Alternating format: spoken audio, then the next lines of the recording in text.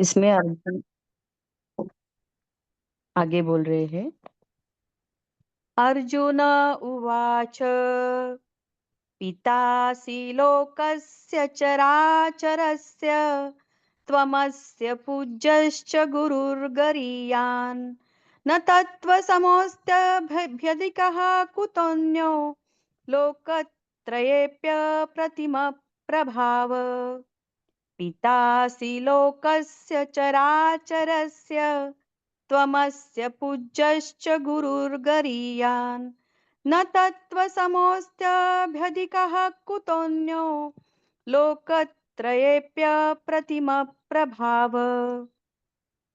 आप इस चराचर जगत के पिता और सबसे बड़े गुरु एवं अति पूजनीय है। हे अनुपम प्रभाव वाले, तीनों लोकों में आपके समान भी दूसरा कोई नहीं है, फिर अधिक तो कैसे हो सकता है। हरिओम।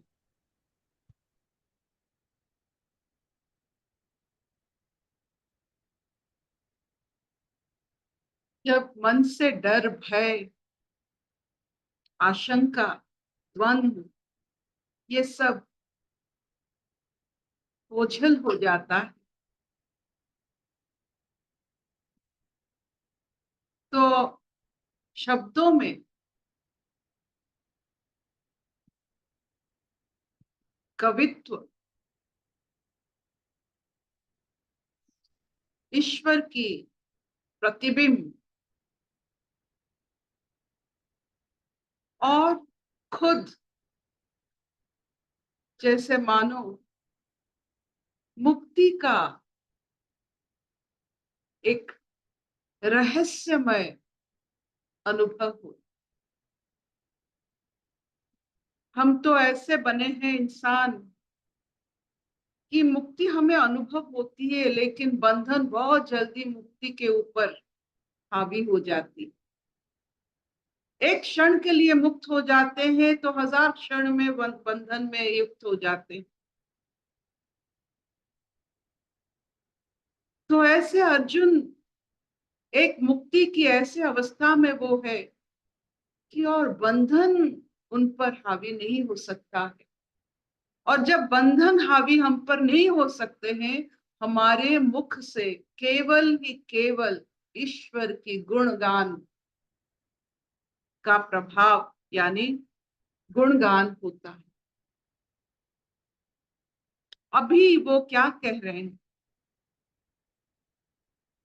वो ईश्वर को अपने पिता के रूप, जो डर रहे थे कुछ क्षण के पहले, वो विश्व रूप को देखकर डर गए थे, वो अभी उस रूप को पिता के स्वरूप, गुरु के स्वरूप, अनुपम वात्सल्य के स्वरूप, जहां से ऐसा कैसे हो गया,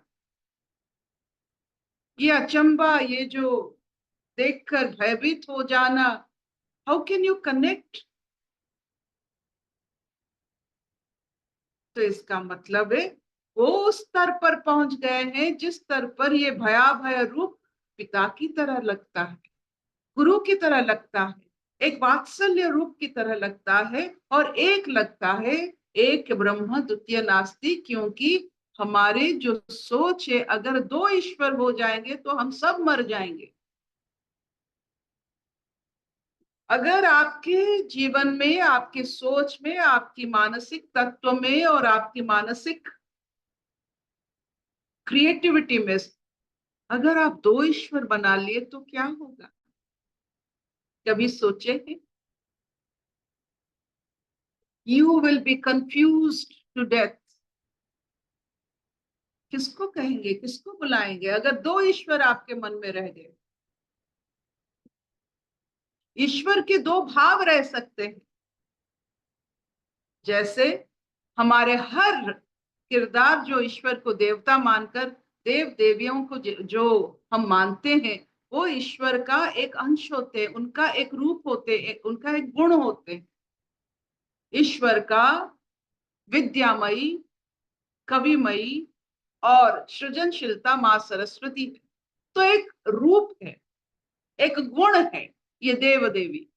अगर हम दो ईश्वर मान ले तो एक विश्वरूप और एक विश्वरूप, आप क्या करेंगे? मर जाएंगे। तो एकता में ही, एक को मानना ही हमारे सबसे बड़ा संयम भी है, नियम भी है। और उस एक को पिता, गुरु और अनुपम वात्सल्य की धरोहर मानना हमारे लिए, सबके लिए बहुत ही, जो कहते हैं, सूक्ष्म और बहुत ही प्रेम भरा, मुक्ति भरा एक अनुभव। मुझे अर्जुन जी की जो जिस जिस पड़ाव में वो आगे जा रहे हैं, we can connect with him, क्योंकि वो सच्चाई के साथ, सत्य के साथ वो रहते हैं।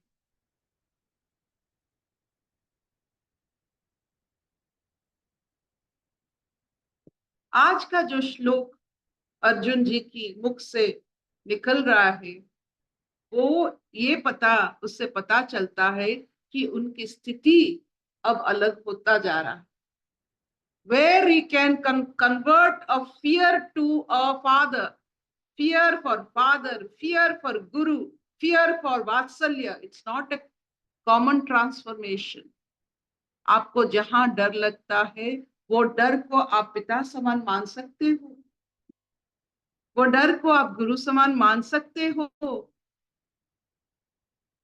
और वो डर को ईश्वर समान मान सकते हो। अगर कर सकते हो तो ये श्लोक का सफल प्रयोग आप अपने जीवन में कर रहे हो। एक एक श्लोक, एक एक प्रयोग होता है हमारे जीवन में। लेबोरेटरी में जैसे प्रयोग होता है, एक्सपेरिमेंटेशन होता है, हमारे जीवन में भी एक एक श्लोक, एक एक गीता का श्लोक अगर हम प्रयोग करके देखते हैं, तो देखते हैं कि क्या अनुभव होता है।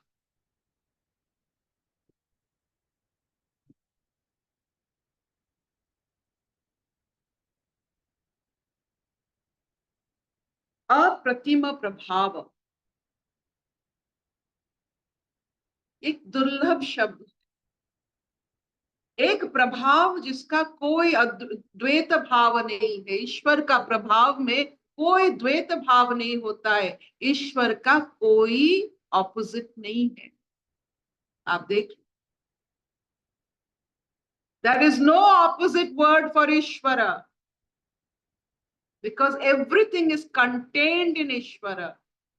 देव danava inside Ishwar, they are not opposite of Ishwar. Deva Rakshasa, they're opposite to each other, but contained in Ishvara. Ishvara ka koi opposite nahi. It is one.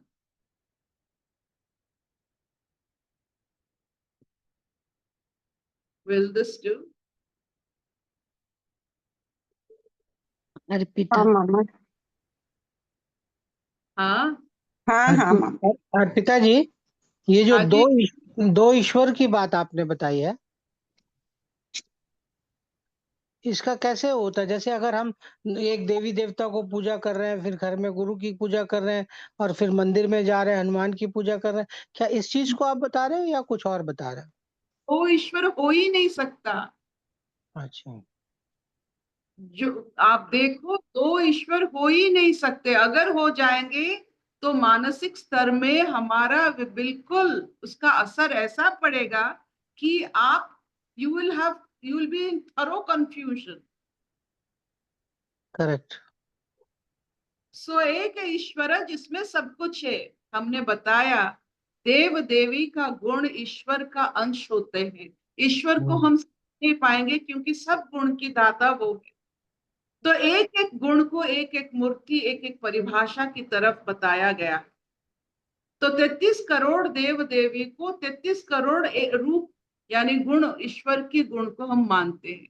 ये जो ऑपोजिट होते हैं, ये वो ईश्वर की ही अंदर रहते हैं, वो ईश्वर का ऑपोजिट नहीं। जैसे दिन रात, वो ईश्वर का ऑपोजिट नहीं है, दिन का ऑपोजिट रात। which is contained in ईश्वर। तो ईश्वर में ऑपोजिट रह सकते हैं, लेकिन ईश्वर का कोई ऑपोजिट नहीं।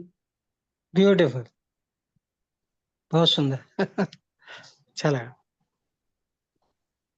अशतो मा सत्तमय तमसो मा ज्योतिर्गमय मृत्युर्मा अमृतंगमय।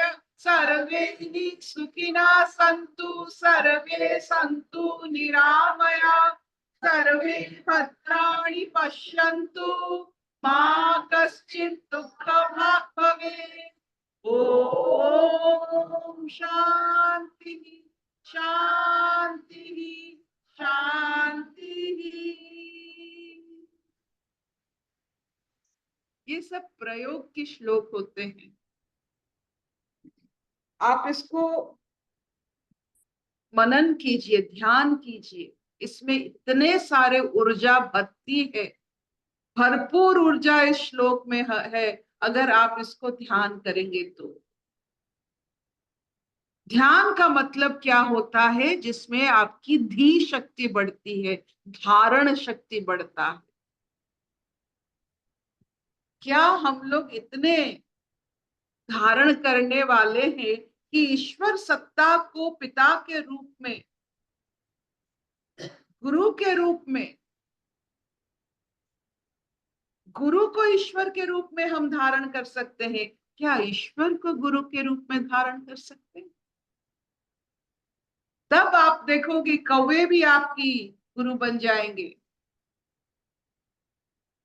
चींटी भी आपकी गुरु बन जाएगी, अगर ईश्वर को हम धारण करते हैं गुरु के रूप में। तो अभी तक गुरु ब्रह्मा गुरु विष्णु गुरुदेव Maheshwar, we convert guru into Ishwar. Now it's the time of understanding, can we convert Ishwar into guru? तो उनकी हर रचना गुरुवर की जैसा होता है। थोड़ा इस पर ध्यान कीजिएगा।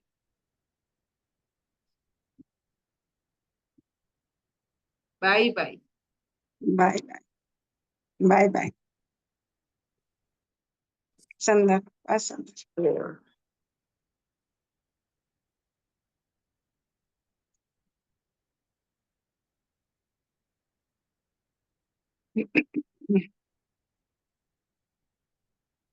हम्म,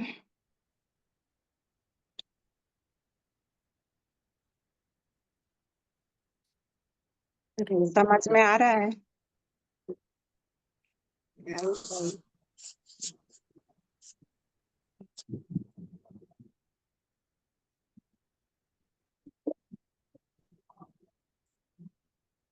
धीरे धीरे ये बातें जितना समझ में आता है तुम्हारा चेतना का फैलाव होता है।